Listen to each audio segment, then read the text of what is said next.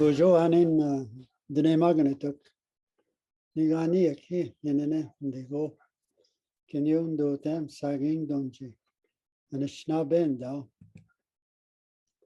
We are living in a world in need of a great deal of healing.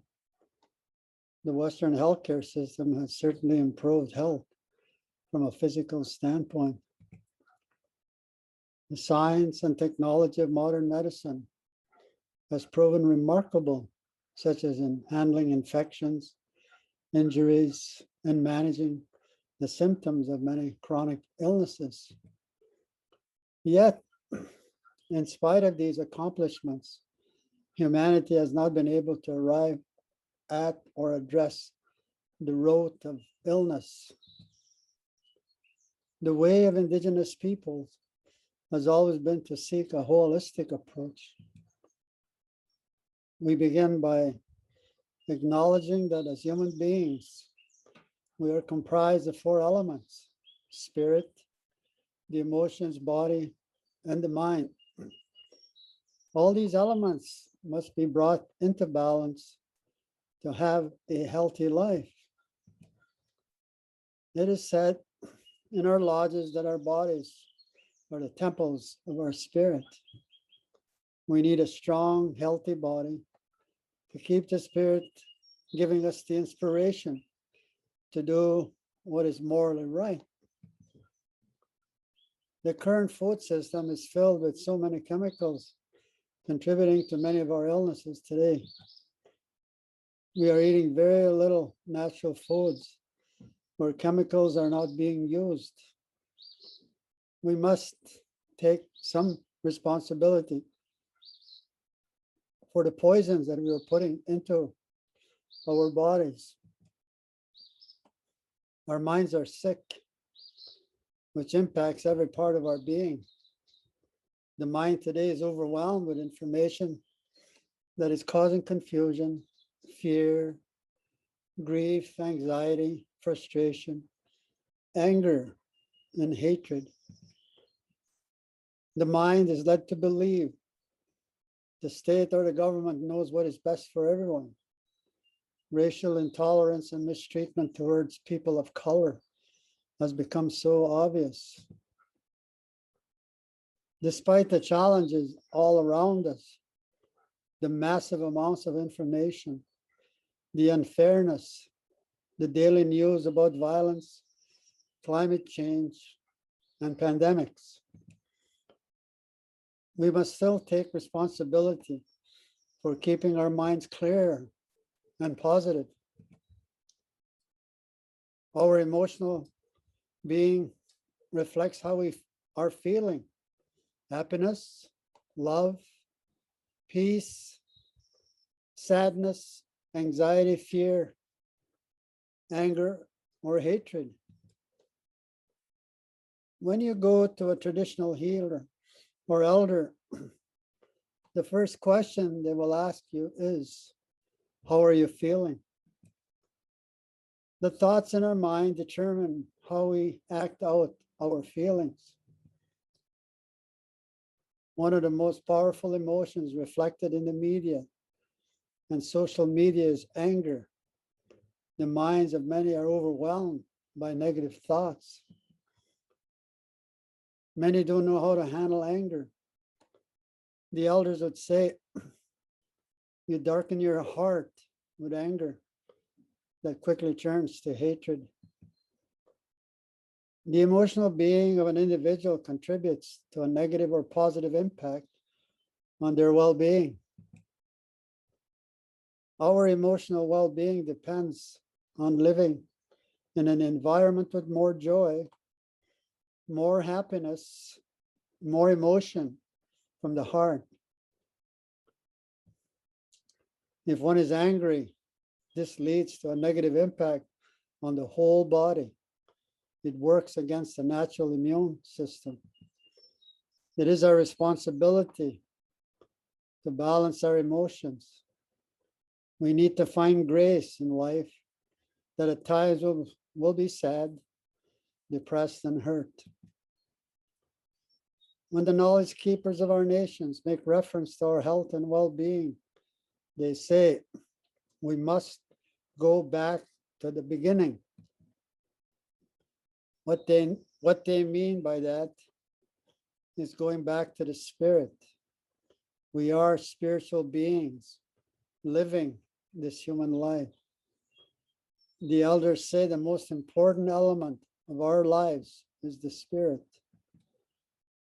Our spirit is where we began.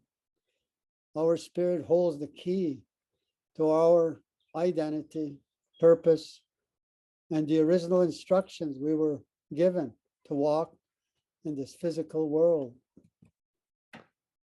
Spirit is the foundation of our physical lives. We have come from spirit, and upon the end of life, our spirit returns to its original source, the spiritual realm. Our spirit is part of the great spirit, the great mystery we were created from. Explaining this part of our nature is challenging simply because it goes beyond words. It's beyond the capacity of the mind to fully understand this part of our nature. It is the spirit that defines the identity of any living being. For example, an oak tree has a spiritual nature, otherwise it would not exist. Within the seed of the oak tree is the spirit that provides its life, identity, purpose, meaning, and instructions on how to be an oak tree. The tree itself has great strength. The fallen acorns feed many animals. They are used by humans to make flour and roasted to make coffee. Oak planks were historically used for Viking longships. Oak is used for making furniture. The Japanese use oak for making professional Yamaha drums. Oak bark is what is used to make corks.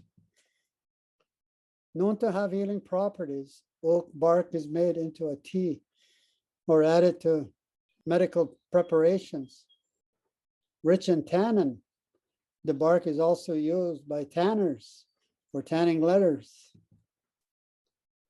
These characteristics are all part of the identity, gifts, and uniqueness of the oak tree.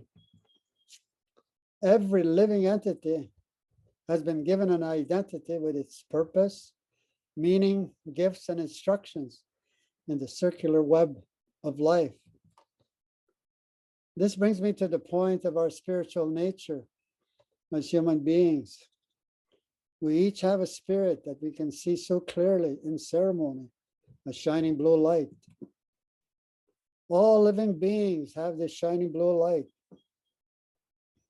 The shining blue light of the oak tree gives its identity to look the way it looks, with its many different attributes and abilities. It is the same for us as human beings. Our shining blue light gives us our physical features, complete with an identity that defines our gifts, and there are many. The biggest challenge we have is to know our individual gifts and use them to help create a more peaceful and loving world. The spirit resides in the heart, which triggers the heartbeat. In spirit, we arrived into the world of our bodies with the original instructions on how to live and behave as human beings. These instructions held the laws and values of kindness we were supposed to be showing to each other and to our mother, the earth, who would provide everything we would need: our food, water, medicines, shelter, clothing, and the love, connection, and guidance a mother has for her child. We are of the earth herself. The laws of spirit and the laws of nature provide us with everything we need to live a good life in a sustainable way and to fulfill our destiny. Today, the world suffers from a spiritual identity crisis. We have not lived in a way that is guided by spirit. It is our minds that has overpowered the voice of our own heart. We continue to walk the road of purely mental thought. The mind does not have the ability that the spirit has. Our spirit is what connects us to the greatest intelligence and energy of the universe. The spirit carries the genetic memory of our true purpose as spiritual beings. The mind, disconnected from the spirit, tends to be more concerned with power, control, greed, and materialism, and it creates separation. It has created this thought that man, through his mind, can dominate nature. This has caused the continued exploitation of our original Mother, the Earth, with no regard for respecting natural laws. This sense of ownership over the land is missing the critical understanding that man is responsible for the land, for taking care of the land, and for following the natural laws of the land.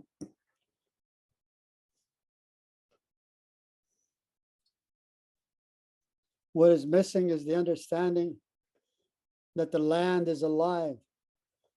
She is a loving being who enforces her laws to bring the creation back into balance. According to the teachings heard in our lodges, 4 original races were created and placed in different parts of the world. It was said that a day would come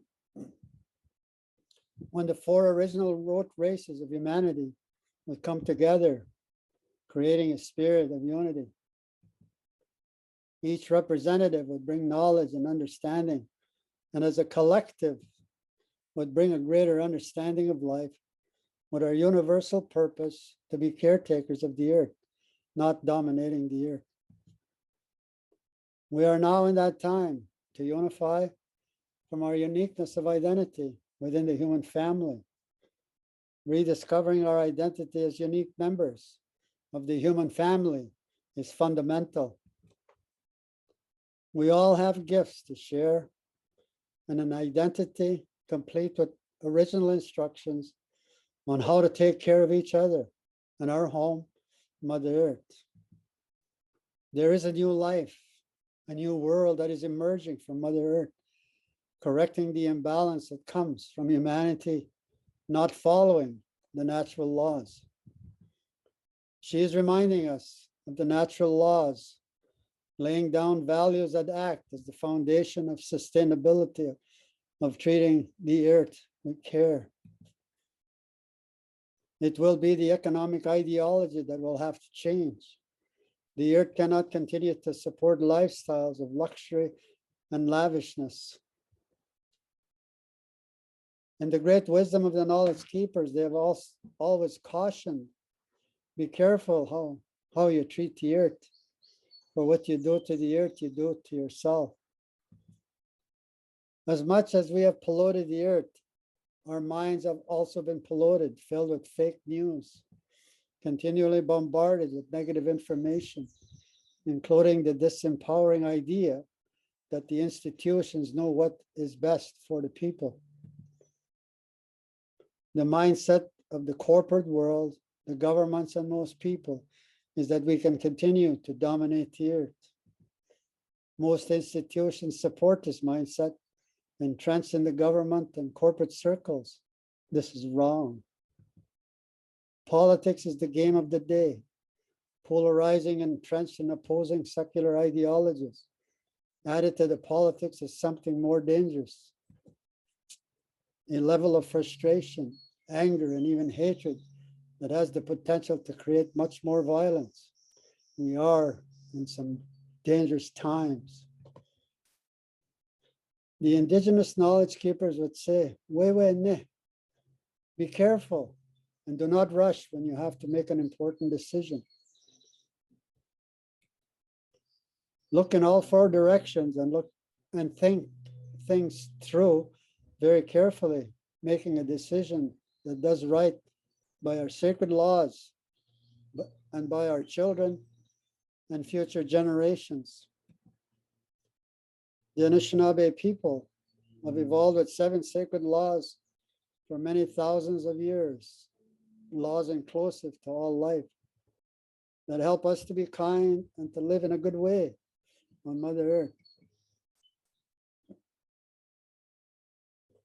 The ancestors of our nations left us a footprint, a path to follow. The foundation of that path has been the 7 sacred laws, which came to our ancestors through visions and dreams. As the first peoples, we've always been guided by our visions and dreams in the same way as other spiritual traditions around the world. These laws represent the foundation of our identity as a people and can set a new foundation and a new narrative around the globe that is inclusive in respecting the diversity of the human family. There are 7 animals that represent the 7 sacred laws, beginning with the law of respect brought by the buffalo. The essence of respect is to give, just like the buffalo who gave its whole being for the life of the people. Love brought by the eagle is about loving the Creator and Mother Earth and loving ourselves the way we were created and loving each other. The eagle brings vision based on love. Courage brought by the bear is to live from the heart, to have the courage to be ourselves and to do the right thing for the sake of the children, the way a mother bear would die before seeing harm come to her cub. Honesty brought by the Sabe or Bigfoot is to be honest, to speak truth from the heart. We are not to lie, to judge or condemn others, rather speak well of others, honoring their uniqueness. Wisdom brought by the beaver is to use our gifts given to us by the Creator to build a peaceful world, just like the beaver uses his gift of sharp teeth to build. If he didn't use his gift, his teeth would grow long and he would die. If we did not use the unique individual gifts we have been given, we would not fulfill our true purpose on Mother Earth. Humility brought by the wolf is knowing we are all equal in the eyes of the Creator and showing gratitude for life received. Truth is represented by the turtle, who is one of the oldest animals and who has seen life evolve. To live truth is to walk all 7 sacred laws together. We have arrived in a time when we need to build on values that support life. 2 common concerns can unite us as humanity: our love for our children and the issue of accelerated climate breakdown. These 7 sacred laws can act as the foundation for anything we create as we create a better world. We have a healing and teaching lodge in Manitoba, Canada, called the Turtle Lodge, where we are making efforts in what we call Indigenous knowledge and understanding. It is within our belief system that we are to live in balance and harmony with the earth. This requires living from a foundation of laws and values, having a spiritual relationship with the earth. We are in the process of developing land-based education geared towards survival on the land, including teaching our original languages. A major focus has been on supporting the youth in their rites of passage to adulthood. When we take the young boys at the age of 12 or 13 to the land for 4 days and nights, to fast in prayer and ceremony, to be initiated by Mother Earth, and to ask the Spirit to bring them their vision and purpose in life. The young girls starting their moon time are taken to the grandmothers, mothers and aunties who teach them about their sacred role as the life givers of our nations. We need to change the narrative internationally to a paradigm based on a foundation of values, spiritual and natural laws. True humanity is built on the values that stem from the heart, being kind, humble, and showing respect, loving all of creation. Mentorship by knowledge keepers can support the youth in knowing and feeling the land.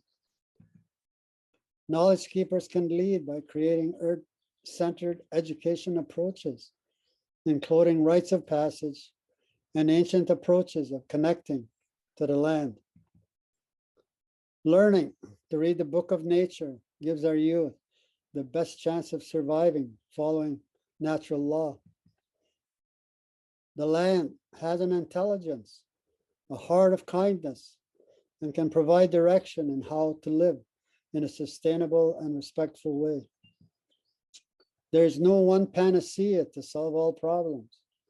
Nature operates on the principle of balance, working together with diverse approaches based on sacred values keeps the balance. Together we can develop earth stewardship initiatives, grounding scientific knowledge with a foundation of natural law.